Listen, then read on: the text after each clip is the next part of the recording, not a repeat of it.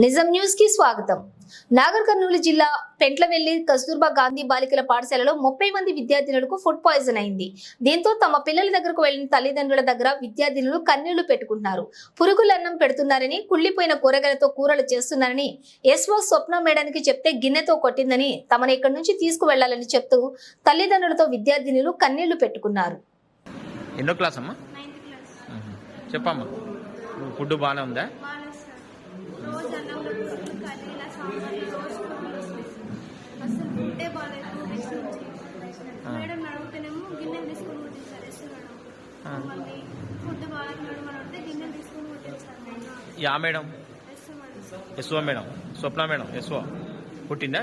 ఏం ఫుడ్ అదంటే కూడా ఫుడ్ బాగాలేదంటే గిన్నె తీసుకుని కొట్టిందా మేడం? మంచిగా చేయండి మేడం అంటే చేపిస్తుంటే చేపిస్తారు సార్. ఎస్ఓ రోజు అట్లే ఉంది సార్.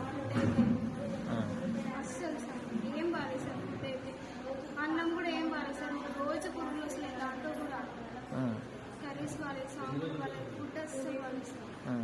ఈ విషయం బయట చెప్పవు కదా అని చెప్పిండ్రా మేడాలు? ఈ విషయం ఏం వాళ్ళకి ఇలా చెప్పొద్దు అన్న. ఓకే, పుట్టాలు ఆదివాళ్ళు చక్కగా బియ్యం కడిగి చేయాలంటే అన్నం ఉన్న కూరలన్నా పప్పునన్నా బిడ్డన్నా కూడా రోజు కూడా వస్తుంది. ఆంటీ వాళ్ళు చెప్తేనేమో చేయండి అంటే నేను చేస్తారు. ఆంటీ వాళ్ళు వస్తారు. మీకు పెట్టిన ఒకటే, పనులు పెట్టిన ఒకటే అనుకుంటున్నాను. ఇప్పుడు మనం చేయండి అంటే ఎవరు చేస్తారు? ఆంటీ వాళ్ళకి ఎంత చెప్పినా అట్లే చేస్తారు. కూరగాయలు మంచిగా కడిగేయరు.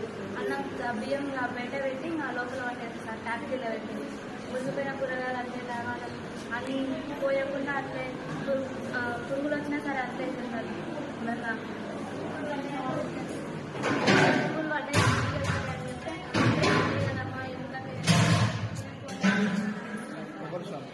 మా ఆగండి, కొంచెం ఉల్లి ఆపండి కొద్దిగా సేపు. మీకు కావాలి ఉల్లి వేస్తున్నా అట్లా కాదు. ఇంకో మాట్లాడతారా మేడం? తీసుకున్నట్ట ఏం పేరు అమ్మా నీ పేరు?